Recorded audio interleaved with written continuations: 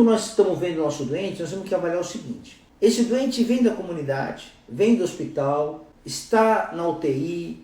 Então nós temos vários ambientes que precisam ser pensados para a gente poder definir as diversas etiologias.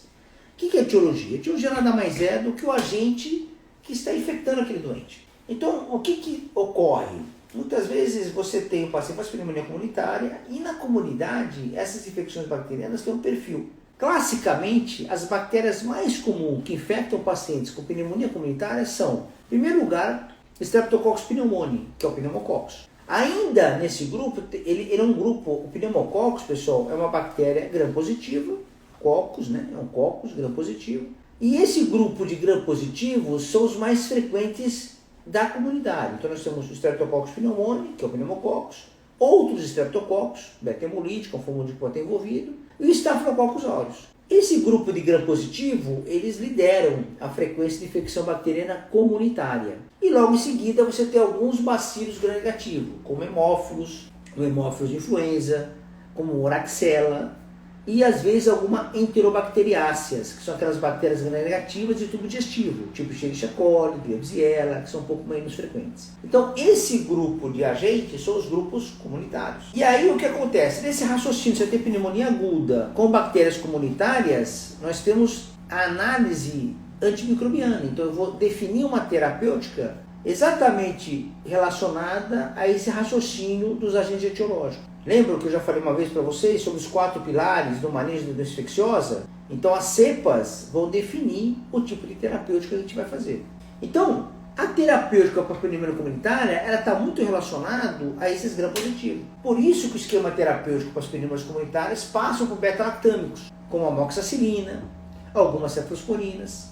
Então, essas drogas, elas têm uma eficácia muito grande, junto com macrolídeos, né, que são principalmente a azitromicina, que foi usada em demasia, né, nessa época da Covid-19, foi usada de uma maneira sem controle, mas é uma droga muito efetiva para gram-positivos comunitários, que são drogas que poderiam ser usadas nas pneumonias da comunidade que não tenham gravidade. Mas agora são as pneumonias da comunidade que internam, que ficam graves. Como é que eu sei que está grave? Eu uso alguns critérios. Claro, eu vou ver se não está séptico. Primeiro dado importante.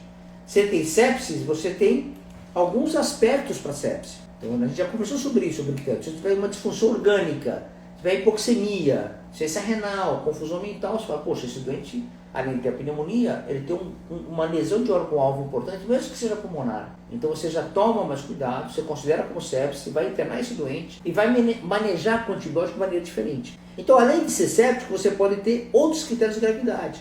Existem várias medidas para se avaliar a gravidade de pneumonias comunitárias. A mais antiga, mais clássica, é chamada de índice de severidade de pneumonia, que foi descrita na década de 70, pessoal. Só que ela não tem muita praticidade, ela tem 20 itens, quer dizer, para nós é impossível. Ela é usada para pesquisa, para ciência, para poder comparar, fazer estudos, mas para nós na prática é muito difícil. E aí aparece uma nomenclatura que é chamada de CURB, C-U-R-B 65, ou outra nomenclatura que é o CRB65. Quais são os critérios para isso? Quando a gente fala do CURB, esse CURB é as siglas das disfunções orgânicas. O C é de consciência, o U é de ureia, o R é de respiração e o B é de pressão sanguínea. Então, um paciente que tem uma disfunção encefálica, está confuso, um paciente que tem uma frequência respiratória acima de 30, um paciente que tem uma ureia acima de 50 e um doente com uma pressão arterial com uma sistólica abaixo de 90 e uma diastólica abaixo de 60. Esses doentes são considerados, e que tenha 65, acima de 65 anos de idade. Então esses 5 critérios são considerados importantes nessa avaliação. E se ele tiver de 3 ou mais, você considera grave. 0 ou 1, você considera de comunidade tratando em casa. 2 ou 3 você vai avaliar, acima de 3 você interna todo mundo.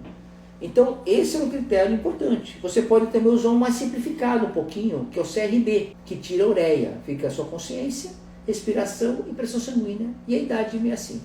Então, pessoal, se a gente tem critérios de mais gravidade, você vai internar esse doente. Aí quando você interna o doente, você não pode só usar amoxicilina, você não vai usar só macrolídeo, então você vai ter que manejar um pouco diferente. Você tem que ampliar seu espectro. Esse ampliar o espectro significa eu cobrir gram negativo, porque eu sei que o gram positivo é o mais frequente. pneumococos, estafilo, outros estreptos, né? Estafilococcus aureus, né? Mas eu começo a entrar nesse grupo gram negativo. Aí eu preciso usar beta-lactamos que tem essa cobertura, principalmente cefalosporinas de terceira geração, é importante, beta-lactâmicos associados a inibidor de beta-lactamase, que é a amoxicilina e clavulonato, são drogas também de boa qualidade, e associado ao macrolídeo. Então, o que é uma droga de escolha com pneumonia mais grave, com CURB 65 alto, que você vai internar esse doente? Você vai usar amoxicilina e clavulonato associados por via venosa, associado com macrolídeo, por exemplo. Ou você vai usar uma ceftra terceira, tipo ceftriaxona, até ceftra de segunda, cefaloxima pode ser usado, não tem problema nenhum, pessoal. Se usar ceftra de segunda, cefaloxima, tem a mesma cobertura, associada ao macrolídeo, tá tudo certo.